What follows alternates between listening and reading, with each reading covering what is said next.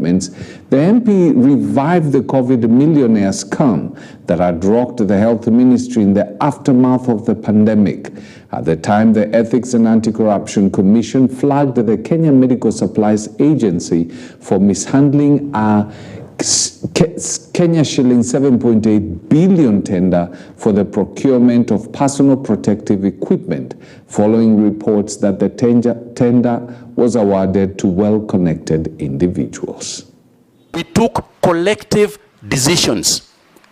In the issue of vaccines, we took collective decisions for vaccines. And the whole issue of the expenditure on vaccines, Mr. Chairman, is actually exaggerated. Because 90% of the vaccines that we actually used in Kenya were donated. They were donations from the United States government, from the World Health Organization, from European governments. Yes, they were of a great value, and they were valued at a lot of money, but they were free. We got a lot of those things for free. We didn't actually buy a lot of those ones. The ones that we bought, the ones that we ordered from Johnson & Johnson in South Africa. In fact, the quantity that we were supposed to get, we never even utilized in full, because by the time we had developed immunity and stopped the delivery of.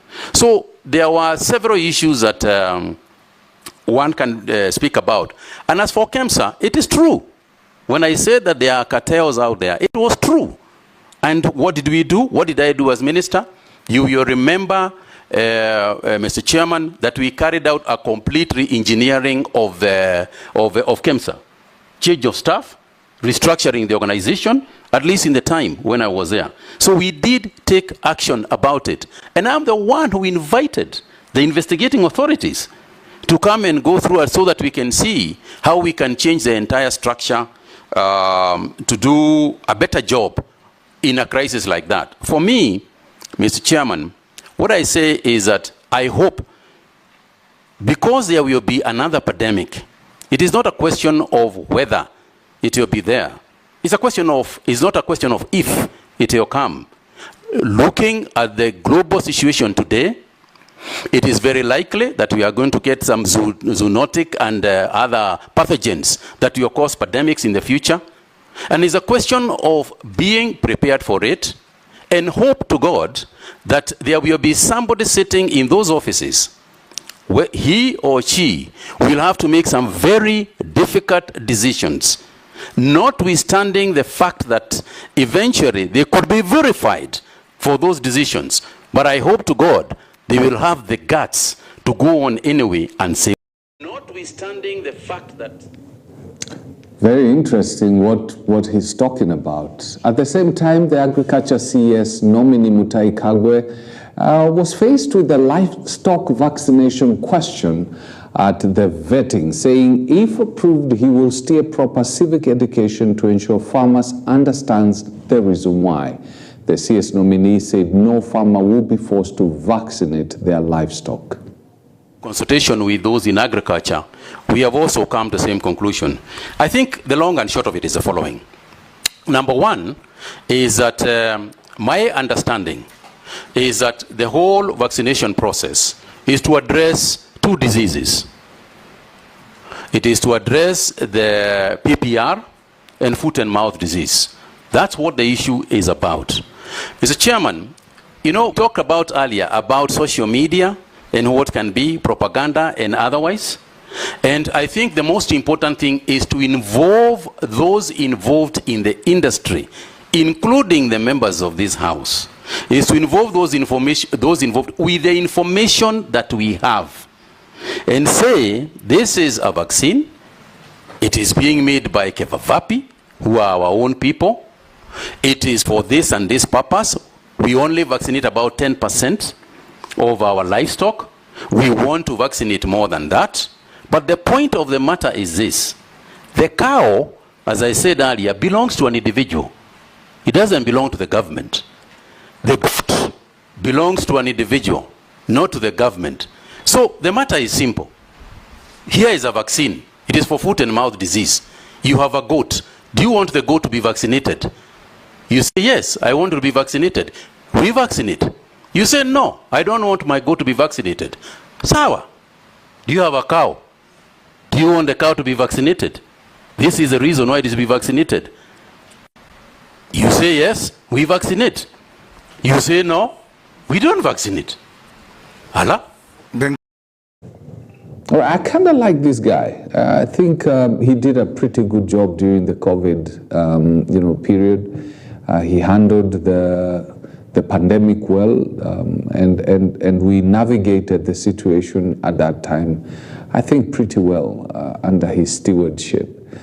At the same time, ICT and Digital Economy Cabinet Secretary nominee William Kabogo says he will engage Kenyan youth online in a bid to push for responsible use of social media platforms and artificial intelligence if approved for appointment to the position. Kabogo, speaking when he appeared for vetting at County Hall, spoke in reference to the recent trend where Kenyans online have been creating AI-assisted images of political leaders and putting them in coffins in protest against the government policies.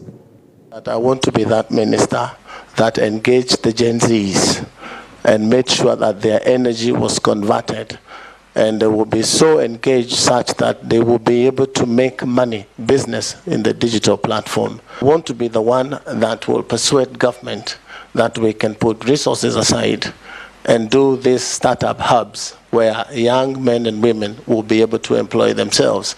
This is besides, Mr. Speaker, the 1,450 ward hubs that the President has initiated. I have a feeling that every one of those ward hubs would bring forth about 10, so that the young men and women can get access to affordable loans. You realize that today the non-collateralized loans in Kenya are charging interest of up to 20–25%. And really there is no business a young man would do and be able to pay interest of 20%. So if we can get non-collateralized loans by government, or a collaboration between government and, for example, KCB, loans will be given to these young men, and it's startup loans. He at the same time says the government has no intention using data it acquires through registration for illegal purposes. Kabogo, while in support of government projects like Huduma, says there is a lot of skepticism around these kind of projects and what the government wants to do with it. Through civic education, the CS nominee hopes Kenyans will have an open dialogue with the government around it. Huduma number, yes. What happened to Huduma number? Yes. One thing, Mr. Speaker, there's a lot of skepticism in the public about their information.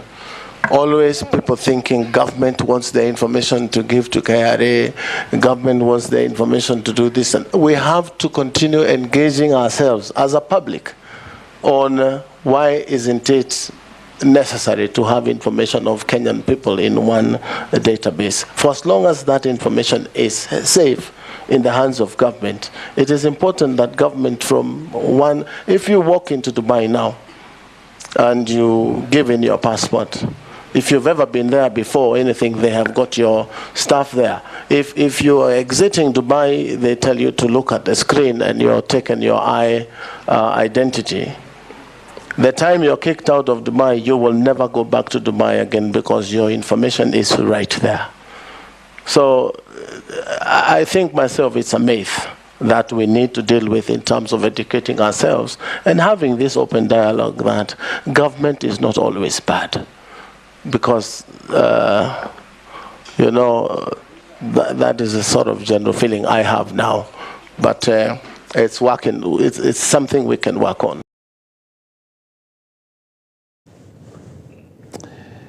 Now, let's hope they're going to bring changes, you know, because as I keep on saying, I have learned through the number of years that I've lived in this country, most of these politicians, it's all about interests, their interest, not the interests of the people. I'm not saying about Kabogo and Kagwe, Mutahi Kagwe. At least I like Mutahi Kagwe, as in he's worked well. Let's see what happens. Let's hope they actually work for the people. Elsewhere, Member of Parliament for Aldai constituency in Nandi County, Marian Kitani, has asked the CS Public Service Justin Muturi to resign because of his remarks on Sunday about the abduction that seems to target the government of President William Ruto. Majority Whip in the National Assembly, Silvana Sosoro, has also threatened to lead a signature collection drive to oust the now embattled CS. From where I sit, and you said I'm a politician. I'm more a leader than a politician, because the politician thinks about the next election and the leader thinks about the next generation. So I belong to that other side. But from where I sit, that was very irresponsible of the... Well, sorry about that. That definitely is not Kitani. I can tell you that for sure. That's Kabogo. Our director, Alice, is going to look for that clip, and then we're going to play it for you. But he also spoke, I think, yesterday. I'm talking about the CS Muturi, JB Muturi.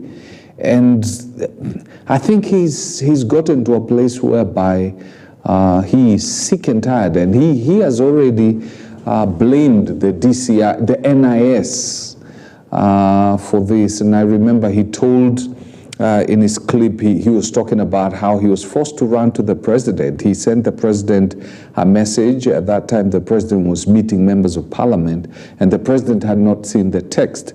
So he went to State House himself and met the president and asked the president, told the president that his son had been kidnapped.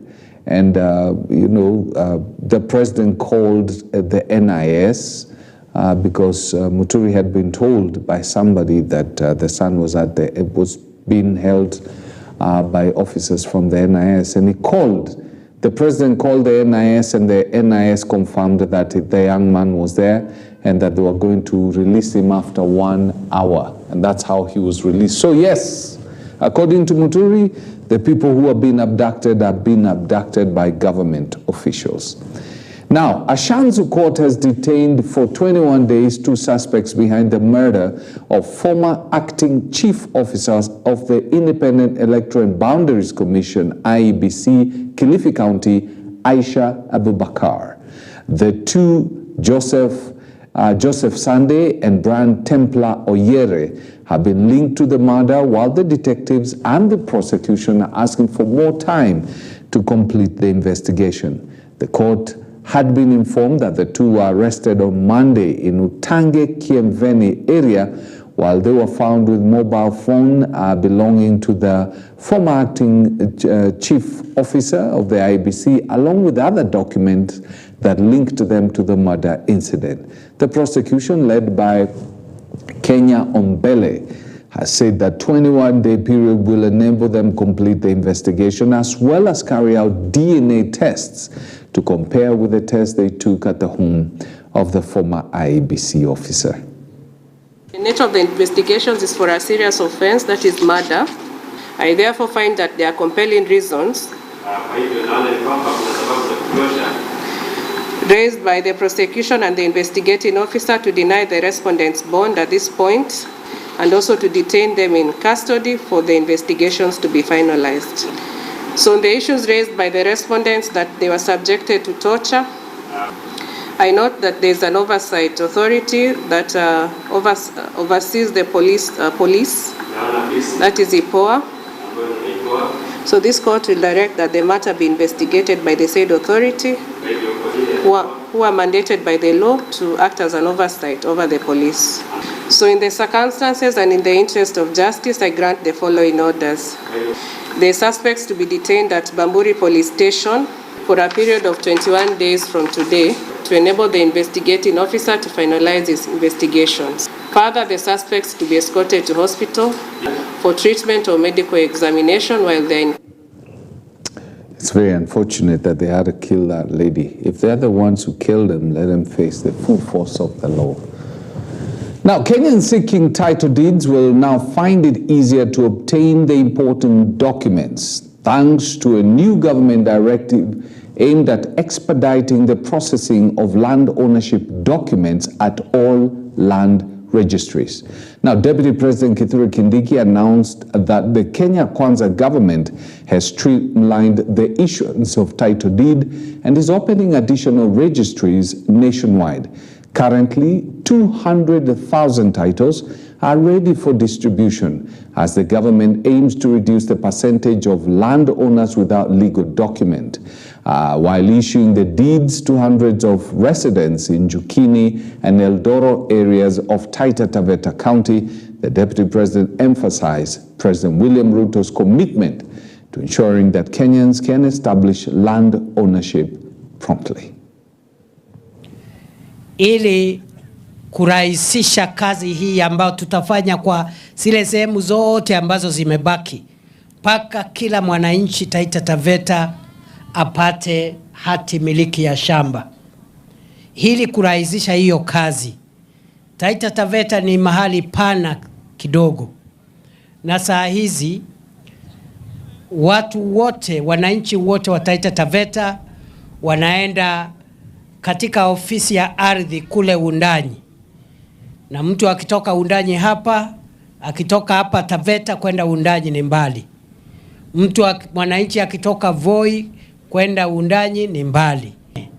Paka tupendane, paka tuendelee kujumuika pamoja, tuwe jamii moja kubwa ya Kenya. Si namna hiyo?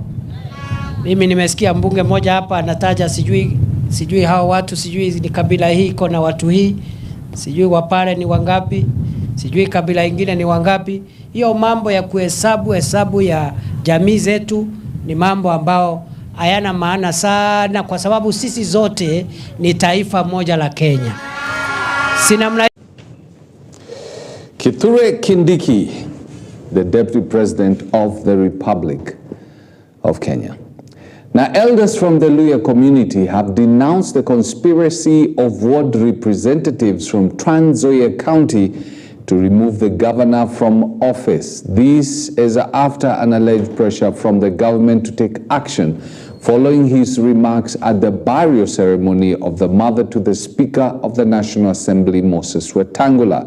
At a meeting with journalists, the elders have revealed that the meetings that the Speaker of the National Assembly, Moses Wetangula, has been holding with his ward representatives from Kenya Kwanza Alliance to remove the governor, sending a warning: if they do so, then they will see protests in this country. However, they have accused Kikuyu Member of Parliament Kimani Ichung'wah for the insults he spoke at the burial, calling for action against the majority leader. Moja, sisi tuliwachagua, hawakujichagua wenyewe. Gavana George Natembeya, sisi ndio tulimchagua, na kama kuna shida walete kwa wazee tuongee. Lakini maneno ya kutangaza kwamba wanataka kumuimbichi, hiyo kitu tunakemea na ishindwe. Hiyo kitu ishindwe. Na tuko mahali ambapo wazee wanakaa wakifanya mambo ya kimila. Kama wewe ni MCA umeshindwa kutengeneza wadi yako, watu wako wanakufa njaa, watu wako watoto hawasomi, na unatafuta pesa ya kumuimpeach governor. Leo sisi tumesimama mahali patakatifu pa wazee, na tunasema neno hili ya kwamba yako yameisha, usiseme utaendelea, na tumekupa wiki moja uje kwa wazee uombe msamaha, la sivyo tuko na wewe. Sasa nakuja Trans Nzoia kutaka kuharibu maendeleo yetu na uhusiano wetu katika Trans Nzoia. Nataka nimwambie siku ya leo ya kwamba akija hapa atafute wazee kae nao, atafute vijana kae nao, lakini asikuje Kitale Club, Kweza Hotel Kimini na kukawakao pesa ati MCA waende waimbichi governor. Sisi pia wakiimbichi governor, sisi pia tunaimbichi hata MCA. Tunakuja kwa viongozi wale walichakuliwa Trans Nzoia, kama mbunge wa Nyonyi, kama mbunge Simiyu, kama mbunge Bisau. Wanatembelea kando, wanakaa na Weta, wanakaa na nani, kuanza kusengenya gavana wetu.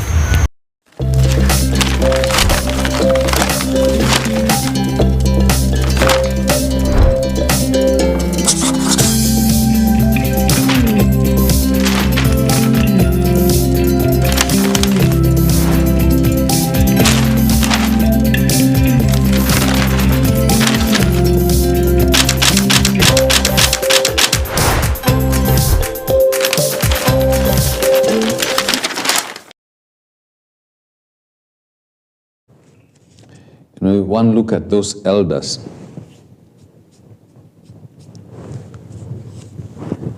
If you know, you know.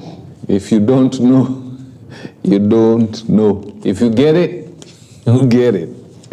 Anyway, let's take a look at what's happening there in the headlines. The stories I was telling you about the CS J.B. Muturi, who was talking about how the NIS is the one that abducted his son, is actually in is the main story, and it says, in a sensational revelation, Public Service Cabinet Secretary Justine Muturi accuses National Intelligence Service of abducting his son. Leslie Muturi says it took the intervention of President Ruto for NIS Chief Nurdin Haji to confirm that they indeed had him and would release him after the President's directive within the hour.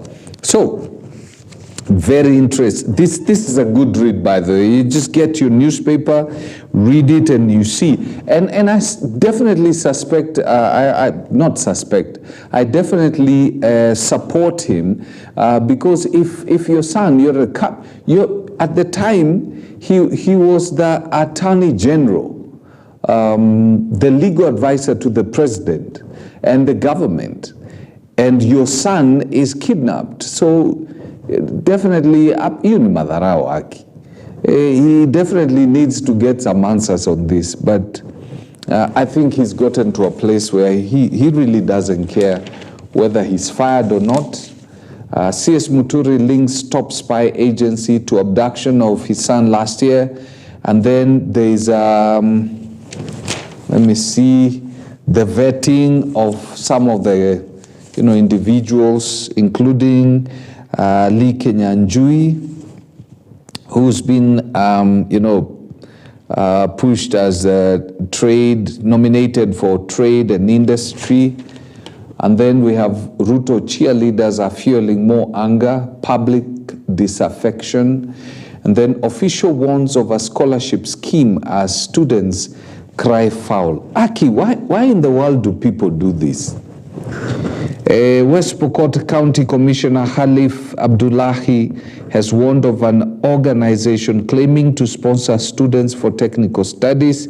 The organization reportedly targeted 2,500 students at technical and vocational education and training or TVET institutions.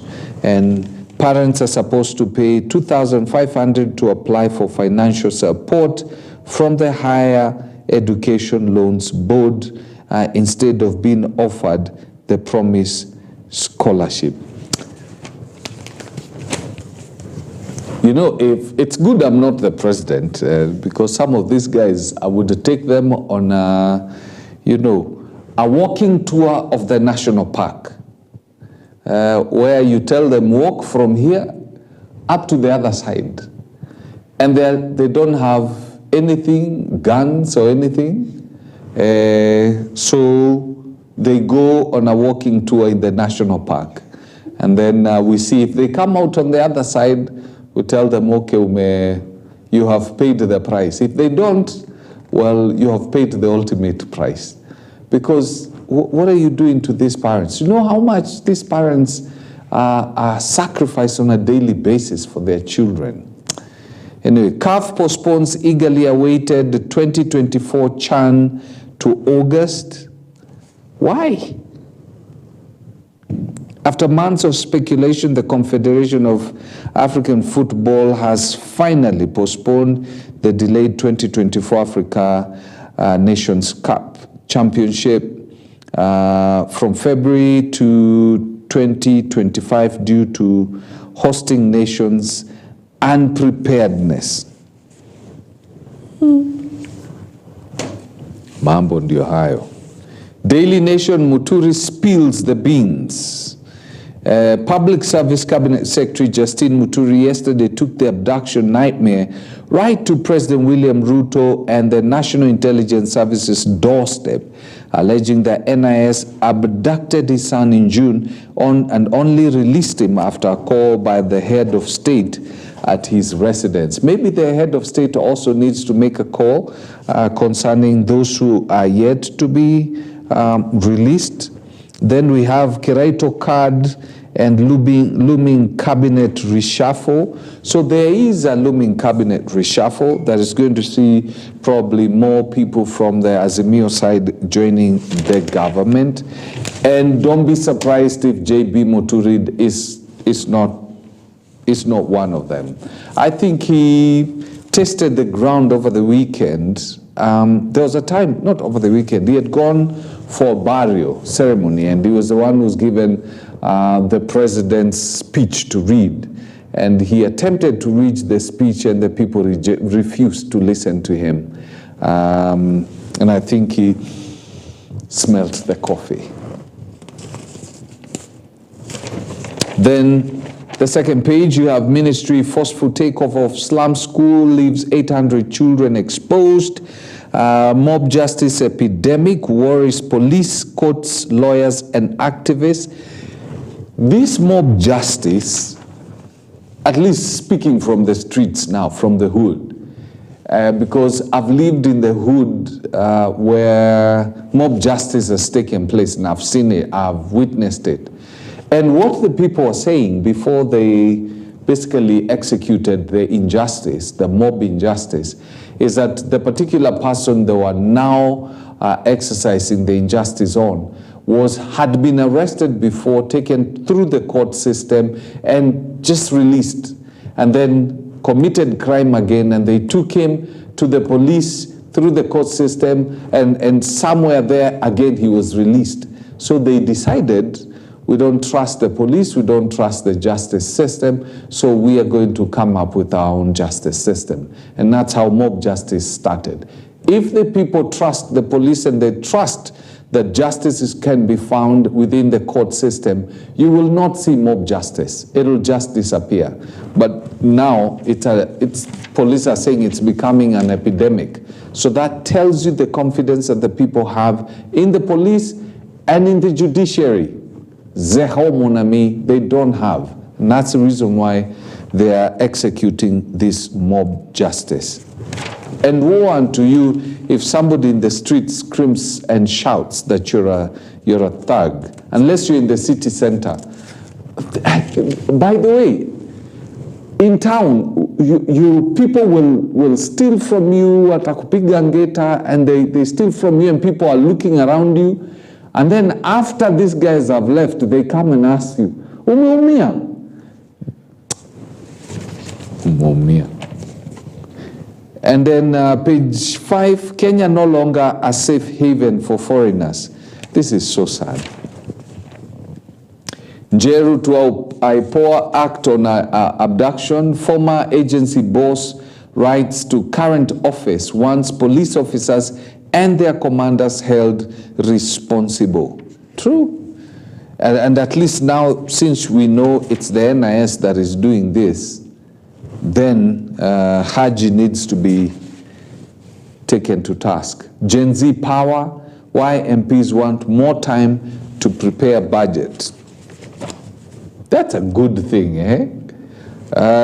As in the Gen Z scared the living daylights out of individuals to a point whereby now these members of parliament want to make sure when they present a budget, it's going to be a people budget that is going to help lift the lives of the people. TSC to deploy primary teachers to junior schools,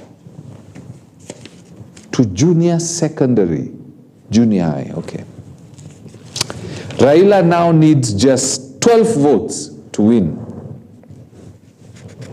This thing, I think he's already bagged it. So the election takes place at the end of this month. And I can assure you, people in the current government, from the president to, all his allies, are praying that Raila wins the AUC. Because if he does not, and then he finds his name in the ballot in 2027, Itakuwa ngumu. So Muturi NIS abduction bombshells, something you can read about. Pension, new NSSF rates take effect next month. So you know that your pay slip is going to look different next month. Raila fights for 12 more nations to win AUC job. Then we have Kabogo denies drug claims. Kagwe takes blame for COVID, billionaires. Then we have a notice here from EPRA, if, what do they, maximum retail petroleum prices inclusive of VAT. And then Joey, you remember Joey, don't you? Joey is the guy who is accused of having killed a lady in one of those posh areas. The lady's name was Monica Kimani. He's now appealed, and according to the Star, Joey's appeal is in limbo as court is yet to avail trial records months on. Then the back page, fingers crossed. President Ruto, Motsepe to grace Africa Nations Championship draw. Harambee Stars to know their opponents tonight. Kaboom, kaboom. I think I need to go get some tea, see whether I can get some tea, get some energy into my system. But remember this, as I said, the day is yours. God has given you the day. He's given you the ability to make this day look better for your life in the realm that you live. He's given you a mouth to speak the right things and speak life into things. He's given you a brain to think and imagine and bring to pass the things that you imagine, and let them be things that are full of life, things that will impact people positively. So go out and do it. Let's make this day count. Ama namna gani?